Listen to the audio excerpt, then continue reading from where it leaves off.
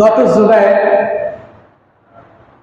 বাংলাদেশের সার্বিক পরিস্থিতি এতটা নাজুক ছিল, আমাদের বিশ্বাস আদৌ ছিল না যে বাংলাদেশের এই সংকটময় অবস্থার পরিবর্তন খুব সহজেই হবে। এটা আমরা কেউ বুঝতেই পারি না। আলহামদুলিল্লাহ, আল্লাহর শুকর, শনি রবি সোমবার দুপুর 1টার দিকে অর্থাৎ জোহর নামাজের পরপর দিয়ে আমরা শুনতে পেলাম যে সাবেক প্রধানমন্ত্রী তিনি পদত্যাগ করে আমাদেরকে এই সংকটময় পরিস্থিতি থেকে নিষ্কৃতি দিয়েছেন। তো যাই হোক, আমরা এখন মোটামুটি শান্তিপূর্ণ অবস্থান করছি, যদিও বাংলাদেশের কোন কোন জায়গায় এখনো কিছুটা বিশৃঙ্খলা রয়ে গেছে, যেহেতু আইন শৃঙ্খলা বাহিনী এখনো তাদের নিজ নিজ কর্মস্থলে এসে পৌঁছায় না, যার ফলে কিছুটা আপনার সন্ত্রাসী কার্যকলাপ বিভিন্ন জায়গায় পরিলক্ষিত হচ্ছে। ফেসবুকে দেখতে পেলাম গতকালকে রাত্রে বিভিন্ন জায়গায় কিছু দুষ্কৃতিকারীরা আপনার অ্যাম্বুলেন্স দিয়ে রোগী সেজে তারপরে আপনার মানুষের বাড়িতে ডাকাতি করতে গেছে। কিন্তু ওরা জানে না যে এই জুলাই মাস আমাদেরকে এতটা সচেতন করে দিয়ে গেছে যে দেশের বিরুদ্ধে এখন আর কেউ কোনো ধরনের ষড়যন্ত্র করতে পারবে না। মানুষ এখন সচেতন হয়ে গেছে। এই যে ডাকাতের আসছে, কোনো আইন শৃঙ্খলা বাহিনী নাই, মসজিদে মাইকিং করা হয়েছে, মানুষ যে যার মতো করে রাস্তায় চলে এসেছে।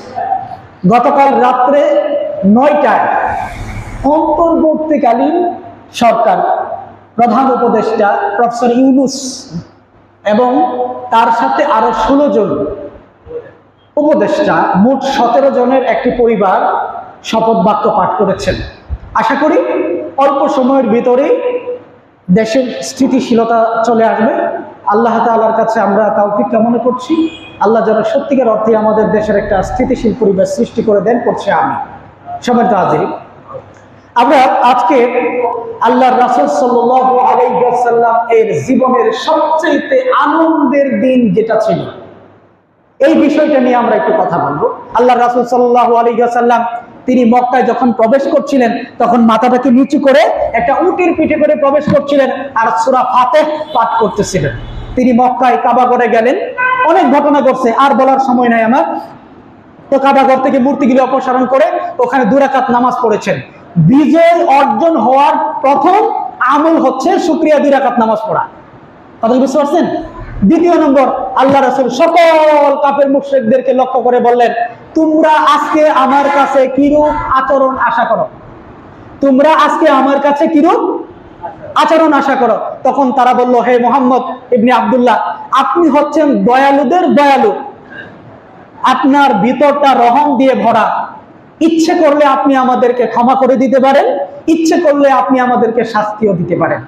আল্লাহর রাসূল সাল্লাল্লাহু আলাইহি ওয়াসাল্লাম বলেন, হযরত ইউসুফ আলাইহিস সালাম তার ভাইদের ব্যাপারে যেই বক্তব্য উপস্থাপন করেছিলেন, আমি তোমাদের ব্যাপারে একই বক্তব্য উপস্থাপন করছি, অর্থাৎ তোমাদের প্রতি আমার আর কোনো বিরাগ নাই, কোনো ক্ষোভ নাই, কোনো অভিমান নাই, আজকে তোমাদেরকে আমি ক্ষমা করে দিলাম। সুবহানাল্লাহ। এই কথা শোনার পরে দলে দলে মানুষ ইসলাম কবুল করতে শুরু করে দিল। তাহলে আমরা এই মক্কা বিজয়ের ঘটনা থেকে 2টা আমল পাইলাম। আল্লাহ রাসূল 2টা আমল করেছেন, এ ভালো করে বুঝেন। এখানে আমার মূল টার্গেট এবং কথা। কিছুদিন পূর্বে আমরা দ্বিতীয়বারের মতো স্বাধীন হয়েছি, ফেসিবাদ মুক্ত হয়েছি। ফেসিবাদ মুক্ত হওয়ার পরেই আমরা দেখতে পেয়েছি বাংলাদেশে একটা অরাজকতা তৈরি হয়ে গেছে। বিভিন্ন বাজারে বাজারে, আপনার পাড়া মহল্লায় আপনার কিছু সুযোগ সন্ধানী ব্যক্তিরা গিয়ে কি করেছে, বাজারে বাজারে আওয়ামী লীগের যত ঘর ছিল, তাদের যত ব্যবসা প্রতিষ্ঠান ছিল, ওগুলোকে ভেঙে চুরে একবারে ধ্বংস করে দিয়েছে। আবার কোন কোন জায়গায় শুনলাম যে চাঁদাবাজি শুরু হয়ে গেছে, কোন কোন জায়গায় মারপিট শুরু হয়ে গেছে, অনেক জায়গায় মানুষকে হত্যা করেছে। এরপরে আমরা শুনলাম থানাগুলোকে জ্বালিয়ে দেওয়া হয়েছে, অনেক পুলিশকে হত্যা করা হয়েছে। যদি আমরা প্রকৃতপক্ষে মুমিন হতাম, তাহলে রাসূলুল্লাহ আলাইহিস সালাম বিজয়ের পরে যেই 2টা আমল করেছিলেন, এই 2টা আমল আমাদের করা দরকার ছিল। প্রথম হচ্ছে আল্লাহর শুকরিয়া জ্ঞাপন করা, 2 নাম্বার হচ্ছে যারা অপরাধী তাদেরকে সাধারণ ক্ষমা ঘোষণা করে দেয়া। কিন্তু আমরা এই আমলটা কি করতে পারছি? করতে পারি নাই। কেন করতে পারি নাই? দেখেন, আমাদের দেশের মানুষগুলোর মধ্যে সব মানুষ আল্লাহর ওলি এটা বলা যাবে কি? আবার সব মানুষ ফেরাউন এটা বলা যাবে কি? ভালো মন্দ সব মিলাই মানুষ। অতি উৎসাহী কিছু মানুষ ছিল, কিছু মানুষ আছে যারা এইরকম ন্যাক্কারজনক অরাজক ঘটনা ঘটিয়েছে। সব মানুষ এরকম ঘটনা ঘটায় নাই। ছাত্র ভাইদের উপরে সব পুলিশ যদি গুলি করতো তাহলে কি ছাত্ররা বেঁচে থাকতে পারতো? না। 1 থেকে 2% পুলিশ গুলি করেছে। আবার বিএনপির সব মানুষ যদি আওয়ামী লীগ সবাইরে ধরতো তাহলে দেশটা কারবালা হয়ে যেত না? সবাই কিন্তু ধরে নাই, গুটি কয়েক মানুষ অতি উৎসাহী হয়ে এই কাজটা করেছে। সম্মানিত হাজিরিন, আমরা জানি যে বর্তমানে একটা ক্রান্তি লগ্ন চলছে। পুলিশ বাহিনীগুলো এখনো তাদের নিজ নিজ কর্মস্থলে আসে নাই। যেহেতু আইন শৃঙ্খলা বাহিনী নিজ নিজ কর্মস্থলে আসে নাই, সেহেতু দেশের আইন শৃঙ্খলার কিছুটা বিশৃঙ্খল ভাব থাকবে, এটাই স্বাভাবিক। এখনো পর্যন্ত ট্রাফিক পুলিশরা তাদের কর্মস্থলে আসে নাই, যার ফলে ছাত্ররাই ট্রাফিক নিয়ন্ত্রণ করছে। সুতরাং যেহেতু গতকালকে রাত্রে অন্তর্বর্তীকালীন সরকার শপথ গ্রহণ করেছে, হয়তো আইন শৃঙ্খলার পরিস্থিতি উন্নত হতে কিছুটা সময় লাগবে।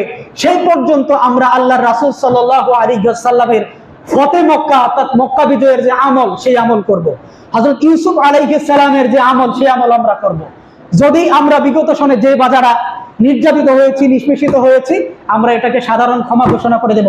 আপনি যদি অপর ভাইকে ক্ষমা করতে পারেন তাহলে আল্লাহ আপনাকে ক্ষমা করে দিবেন, আর আপনি যদি অপর ভাইকে ক্ষমা করতে না পারেন আল্লাহ আপনাকে ক্ষমা করবেন না। সুতরাং আসেন আমরা ফতে মক্কা আল্লাহর রাসূল সাল্লাল্লাহু আলাইহি সাল্লামের এই জীবনী থেকে আমরা যে শিক্ষা পেলাম সেই শিক্ষা আমাদের বাস্তব জীবনে আমল করি। আল্লাহ তৌফিক দান করুক। সকলে পড়ছে আমিন।